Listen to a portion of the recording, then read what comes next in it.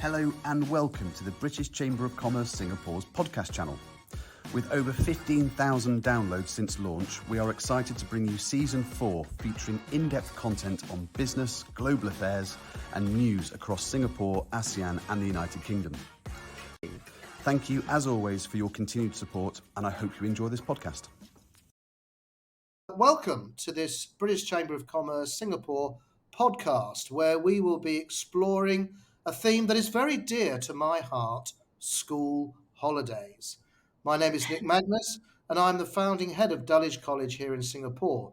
I also serve on various external education boards across Asia, as well as being the secretary for the British Chamber here in Singapore.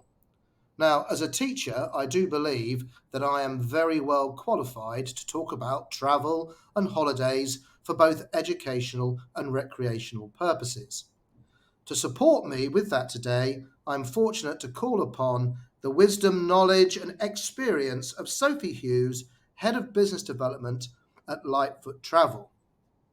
Lightfoot Travel was started by two British expats in Singapore in 2009 as the first tour operator of its kind in Asia. Lightfoot Travel provided a tailored approach to planning a holiday for travellers, having now expanded to Hong Kong, Dubai, London, and more recently, the US. With a focus on bespoke trips and adventures, the team have all lived and worked around the globe and specialise on their area of expertise, creating authentic and personalised itineraries. Sophie Hughes began her career in the travel industry 10 years ago in London after graduating from Newcastle University.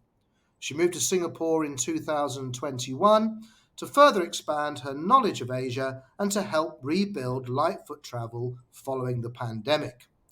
As Head of Business Development, Sophie now focuses on building and maintaining partnerships and client relations while squeezing in as much travel as possible of her own.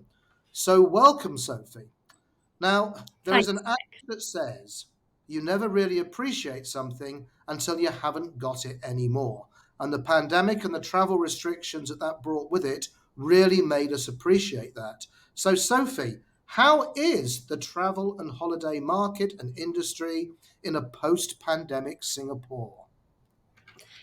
Thanks, Nick. So it's definitely evolved. Travel's changed quite a bit. So when we started, a long time ago, almost 15 years ago, we very much focused on tailor-made itineraries, doing more intrepid adventures, trying to get off the beaten track. But COVID changed all that. And after a couple of years of people not being able to go anywhere, there was then a real focus on what we call fly and flops. And that is getting out of Singapore, going to a beach destination, relaxing on the beach by the pool, reading, having lots of privacy, being quite secluded, and just generally chilling out. And then now that we're kind of evolving and coming out of the pandemic, and I'd say we've had a good solid year in Asia now outside of COVID, we're definitely seeing a trend going more towards the tailor-made itineraries, multi-stop itineraries,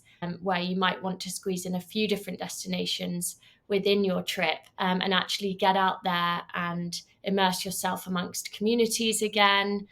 Contact is back. We can speak to new people, meet new people, go to kids clubs again. All these things which we weren't able to do before. So yeah, we're definitely seeing lots of exciting destinations come back. Excellent, great, thank you.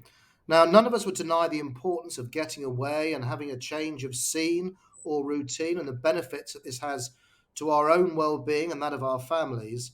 But we're all busy people, and although for some the planning of the trip is actually part of the fun, for others, they're busy people, they don't have the time to do that. It can be quite daunting sort of navigating the huge number of websites that exist out there.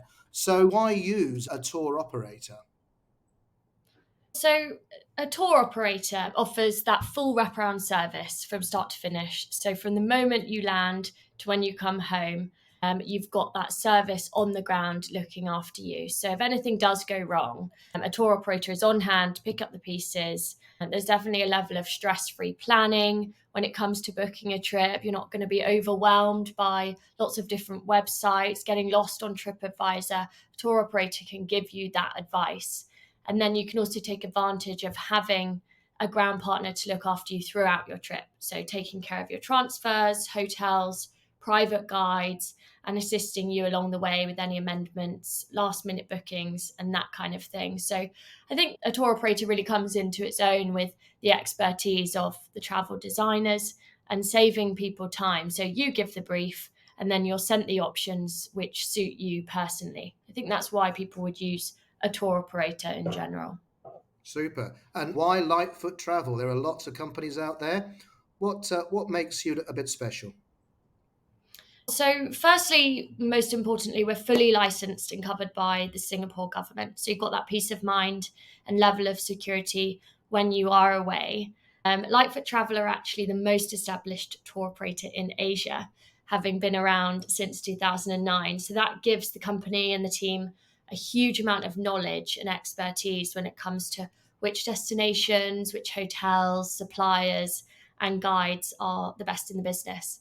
And we actually personally interview all of our ground partners, guides, drivers to ensure their language and service levels are up to the best standards. So we really make sure guests will have an amazing experience on their trip. You've also got our wonderful team who are based all around the world in Singapore, Hong Kong, Dubai, London, the US. So everyone's got first-hand experience with the destinations they're selling and can give personal feedback and opinions on each of the hotels and the best routes to take. So even we've got Nico, one of our co-founders. He actually lived and worked in Africa and he was guiding in the Masai Mara. So he's really done it firsthand and knows it super well. And that means he's clued up on weather patterns. He can advise on when to go and that kind of thing. So I think that's really important that the team have that wealth of experience themselves and can share that and then locate the best hotels, experiences, off the beaten track lodges, and create authentic itineraries which offer something a bit different and that you wouldn't otherwise find if you're searching online and looking at different websites. So I'd say that's one of the reasons why Lightfoot are really great and excel in what we do. I'd say another important factor would be time. So Lightfoot Travel can really save you that time by using their expertise to recommend the best destinations and hotels to suit your family. We deal with all the elements of the trip, so you only need to book and pay through one company. And we even have an app where everything's uploaded. You've got your itinerary on there, weather forecasts, your holiday contacts, everything you can need at your fingertips. So that's one of the main reasons as well. And of course, we have ground partners there on the ground to support you throughout. We've got a 24/7 contact number to assist with any emergencies or last minute assistance and that kind of thing. So as you can imagine, our service was invaluable during COVID to all Makes of our makes clients. makes for peace of mind. Lovely, thank you. So we all know Yeah. about that. We all need a good beach blowout now and again. But what is the family holiday looking like now? Are we seeing new patterns and trends? You've touched on it already.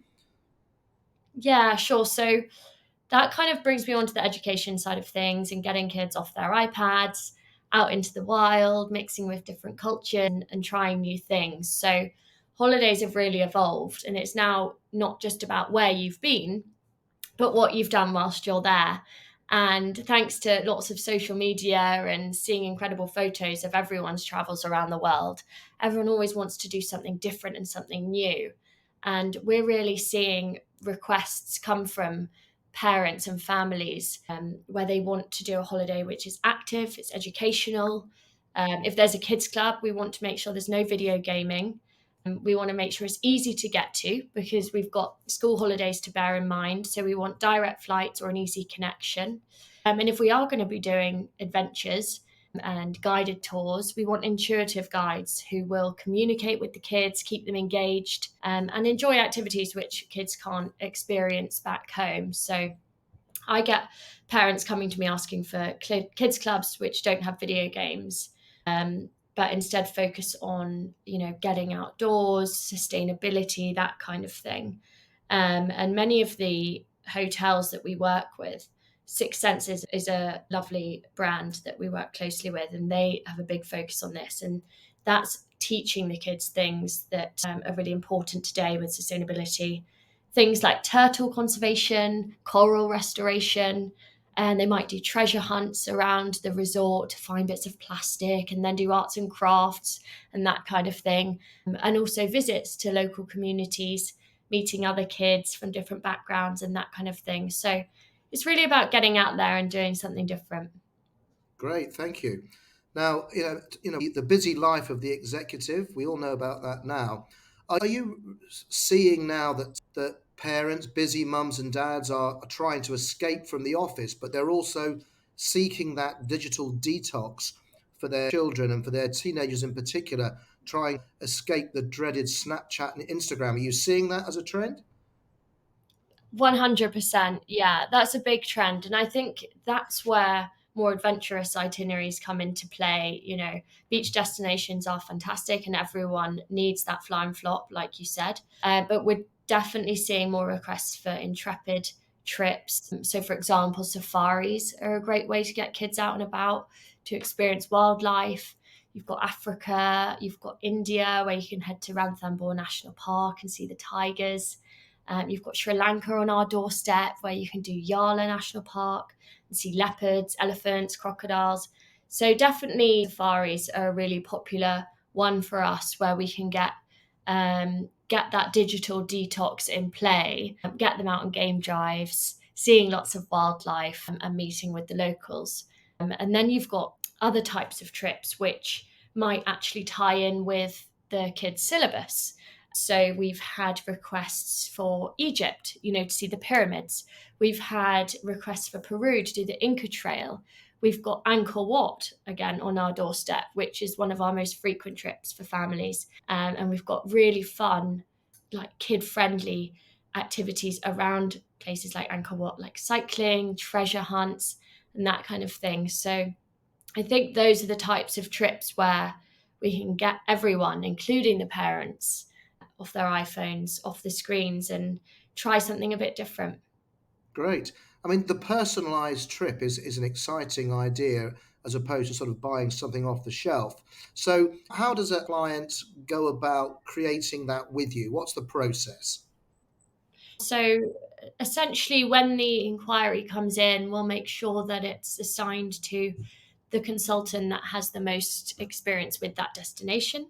And then we'll usually try and set up a call, if possible, just to run through preferences, the information on the family or the couple, or the individual traveller, what you're looking for, what your interests are. Do you like history, culture? Are you looking for a bit of wine tasting, market tours? Perhaps you're really interested in cuisine. And then we can really tailor the itinerary based on your interests and preferences. So we'd then go away, we'd liaise with our ground partner and create this bespoke itinerary and come back to you with a quote. It's always really important to know how much a client is looking to spend as well, so that we can really navigate the best way to look at various hotels and experiences and what would be most suitable for that family. Great. Now, the kids club can be very, very important to busy mums and dads who also want to have some quality time themselves as part of the holiday.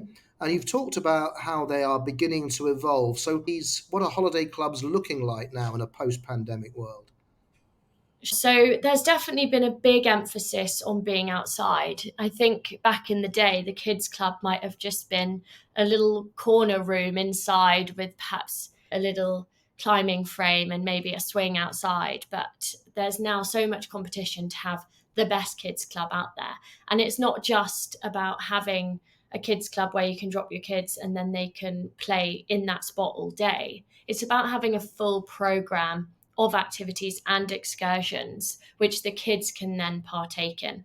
And all the resorts have different age groups now. So you've got 0 to 3, you've got 3 to 10, you've got the teenagers club. And they're all really focusing on elements for that specific age group, where you can get out, explore the island, explore the area, do cycling trips, boat trips, treasure hunts, all these different kinds of things, and also learn about sustainability at the same time, and really educate kids whilst they're there. So, yeah, I think the Kids Club has evolved hugely, and is still a very important part of giving the parents a break as well. Great.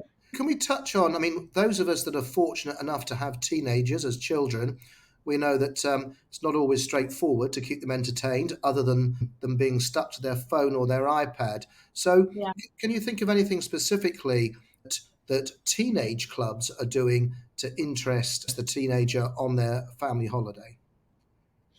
So, of course, there is some kind of element of electronics. That is something that we can't avoid. So, if there are teenage clubs, then there may be some kind of Xbox, that kind of thing. But I think it also is about doing more adventurous things. So, you might go to somewhere like Morocco or Oman, and kids clubs will offer things like quad biking. You can do camping under the stars. So just a bit more adult orientated activities which kids club wouldn't offer before, but when you get to that age you want to do something a bit more adventurous. So zip lining, and just getting out of the hotel, sometimes boat trips, that kind of thing. Great, sounds fabulous. So, what are the new and upcoming destination? What's hot at the moment? What's exciting and new? Sure. So, firstly, I'd say we're getting a lot of requests for boat trips, which are a fantastic way to see marine life, see wildlife, and also just be a bit more adventurous. We're very lucky living in Singapore. We've got places like Komodo, the Spice Islands, Raja Ampat, all on our doorstep. So there's companies such as Rascal and various other yachting companies where you can either take a cabin or you can actually take a boat exclusively for, I usually say, minimum 4 nights, and all the way up to 2 weeks, and enjoy a family trip. And these boats often have naturalists on board who talk through the wildlife, marine life. You can learn how to dive. You can just go out and do some snorkeling. You can just enjoy some water sports. You can do things like see the Komodo dragons. So I definitely say boat trips for this part of the world are increasingly popular. Another destination which is quite popular for us is Lapland. And this is particularly popular for families, as the kids can meet Santa, of course. And then they can do other activities like reindeer sledging. You've got all the skidooing. You've got all those kinds of things, husky sledging, that kind of thing. So Lapland is definitely one for the bucket list for lots of kids. And then in this kind of area as well, we're seeing a big increase in places like New Zealand and Fiji, and looking at road trips. So especially if you've got older kids who don't mind being in the car, New Zealand is a great place for doing road trips and seeing the beautiful landscape, whether you just do South Island, whether you just do North Island, or you do both. That's a fantastic trip. And then combining that with Fiji, which is brilliant for families as well. Childcare is often complimentary over there with your booking. You've got stunning, very safe beaches, and you can do lots of boat trips out on the water as well. So, yeah, I would say New Zealand and Fiji is definitely up there. In terms of some destinations which are really close to our hearts and which we sell quite a lot and are a bit different, there's places such as Northern Laos, where you've got Luang Prabang and Vang Vieng, but also north of there, you've got some amazing, more secluded parts of Laos, where you can meet with local tribes and do boat trips up the river and that kind of thing. So Laos is a very beautiful place, which we love to sell. And then we do also work with lots of the larger brands, Amman's, Mandarins, Four Seasons, but we love to find the more off the beaten track lodges and properties as well, which have their own story, lots of history, maybe they're family run. And so we're always on the hunt for places like that. In fact, that makes me think of Alad in the Philippines in Siargao. It's had just had a huge renovation. There's amazing surfing there. You can do boat trips, and that's got a big focus on sustainability as well. So yeah, those are just a few places which are coming up. And then also Rajasthan, always popular for us. There's so much going on. There's so much to see. It's an explosion of the senses in Rajasthan: color, smells, hotels, palaces, wildlife. Yeah, so those are all really popular. And I would say Sri Lanka is coming back as well. Sri Lanka had a bit of a break, and towards the end of this year, we've really seen our requests start coming back in for Sri Lanka, which we're very happy to see, as it's a destination that needs tourism, and the people are so friendly. So yeah, Sri Lanka is definitely coming back too. Super, thank you. Sophie, my final question, crystal ball time. So if you were to look, 5, 10, 15, 20 years into the future, what is the future of travel and family holidays to look forward to? So I think in terms of the future of travel, I think it will be looking at destinations which aren't so visited now, but are becoming more and more popular, and perhaps with a real focus on the outdoors. So places like Bhutan, and where there's lots of small intimate properties with lots of character. You can do lots of cycling there, hiking there, and whilst also learning a lot about the history and the culture. Places like Mongolia, and there's definitely so much room for travel there. And that's a culture which is so alien to most of the world, but it's so interesting. And I guess because it's near us here, it's more on my radar, and we do get inquiries for it for families as well. So I think it's really doing those outdoorsy active trips with horse riding, game drives, and perhaps going somewhere which you wouldn't necessarily have been able to book 10 years ago. And it just gives you an experience of a new culture. In terms of flights, we've also got so many more flights coming back post-COVID. And I think people are able to travel further. In terms of the people that do travel, we definitely see more and more multi-generational trips now. So we've got the kids, we've got the parents, and we've got the grandparents all traveling together, which is fantastic. And maybe it was COVID that taught us that we need to spend as much time together as possible. You never know what's around the corner. And if you can all get away together, then it's great to see all the generations traveling together.